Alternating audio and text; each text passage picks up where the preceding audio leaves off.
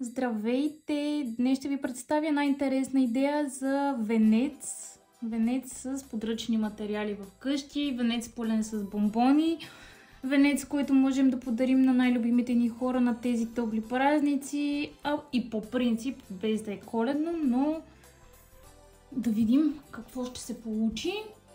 Така, подготвила съм си салфетки. Най-вероятно ще използвам тези. Само такива коледни имам. Не знам как ще стоят, но мисля да пробвам с тези. Да, тези ще пробвам. Ето, изкарвам си една салфетка. Махам салфетките настрани. Ще ми трябва ножичка.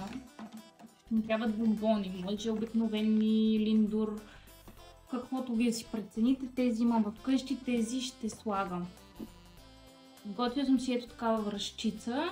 Ще видите за какво. И две панделки. Мисля, че тази ще ползвам. За всеки случай, ако ми дойдат големи на самия венец, съм си подготвила и такава панделка, но да видим.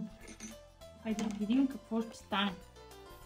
Надявам се да виждате добре. Разпъваме салфетката. Ето по този начин.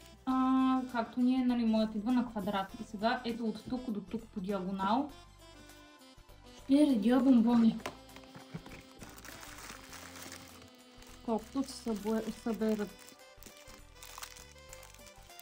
Не знам дали виждате какво правя. Така.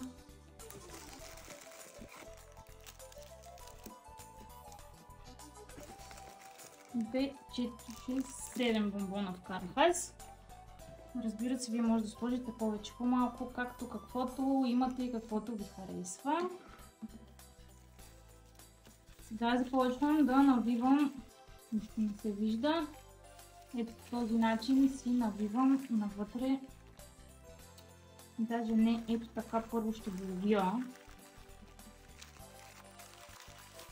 И ето така, като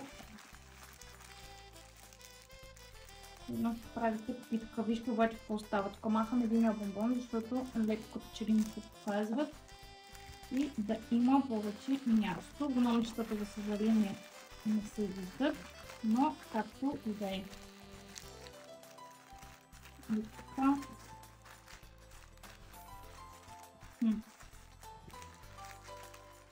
Сега много ми е интересно какво ще се получи. Така, сега взимаме връзчицата и почваме да обвиваме. Да видим. Режа някаква част и я обвивам първо тук между първия и втория бомбон.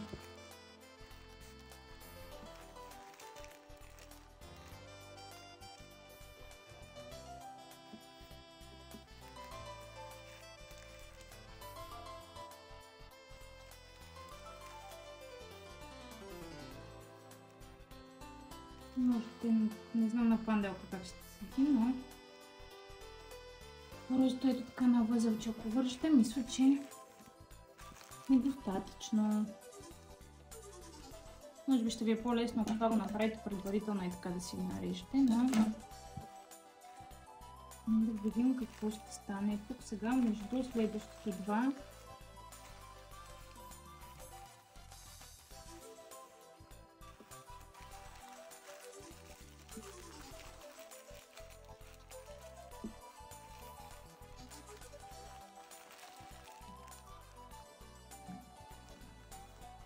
Ето така минавам долу. В смисъл, идеята ми е да не са толкова, нали, да не е само един път. Увивам примерно 2 пъти, 3 пъти, просто да не е един път, за да е по-здраво. Айде още един път и връзвам на възел.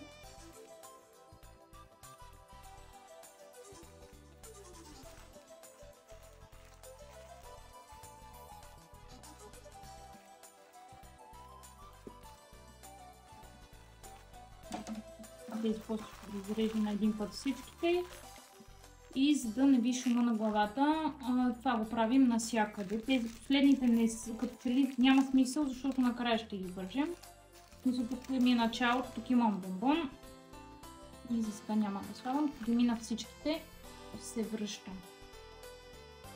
Ето какво получих аз до момента. Опитах се да го свия, да видя как ще стане. Ето горе-долу както изглежда. Тук също ще увия още една такава връзчица. Сега ще ги изрежа. Не се притеснявайте, няма да стои така. Но да, режем ги и вече ще си застане както трябва. Може би тук би било добре и да се залепи.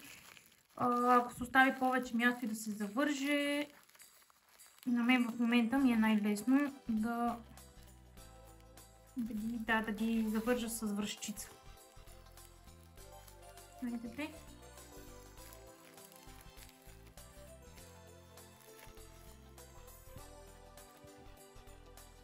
Ето по този начин ще увия така един-два пъти самата връзчица и я връзвам на възел.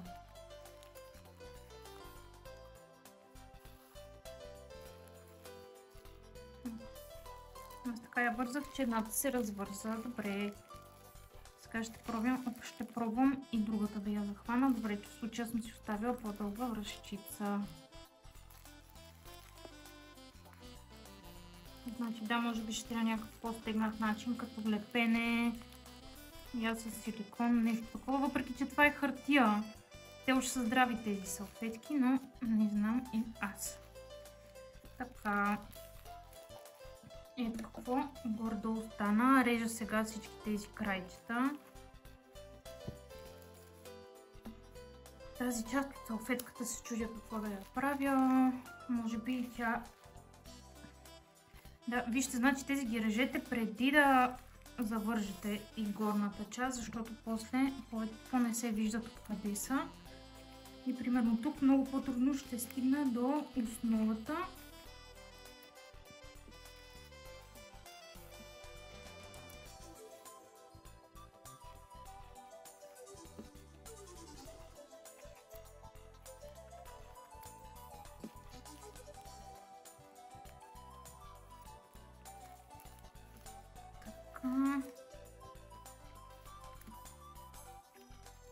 Изрязах ги, не е перфектно, но пък не искам да ви губя времето. Ето какво стана сега. Ето това е едната панделка, която съм си подготвила. Това е другата. Мисля, че и с двете стои готино. Но като че ли с тази е по-добре, въпреки че малко някак се сливат. Айде ще сложим златната. Тя от ето тези, които отзад си имат такива, той като тел, не знам точно какво се води. И просто ще я подпъхна и ще я завържа, но вие можете да си залепите с силикона, по обикновена панделка. Или с лепило, пак казвам, това е хартия. Сега мен тази част ме дразни. Но пък, ако я махна, най-вероятно всичко ще се разпадне. Стегнах максимално много. И ето какво венче успях да получа. Не кой знае какво, но пък вижте как с подръчни материали успяхме да направим нещо по-различно и според мен по-интересно. Ще се радвам да ми споделите вашите, ако сте решили и вие да направите. Весели празници ви пожелавам!